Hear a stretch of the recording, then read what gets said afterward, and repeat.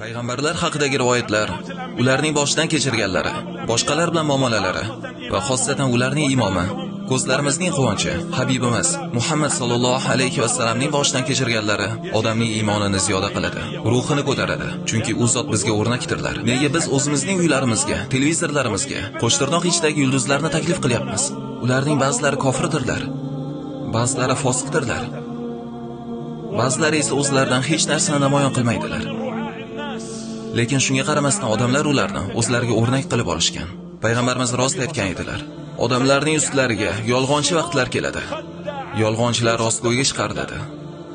Va rostgo'y sodiqlar yolg'onchi azobga chiqariladi. Ishonchli odam xoin deb hisoblanadi. Ishonchli odamlar xoinga chiqariladi va xoinlarga ishonch bildirishadi. Qoloqlar asosiy sahnaga chiqariladi, yetakchilar esa orqa sahnaga o'tkaziladi. Hayot teskari bo'lib ketadi.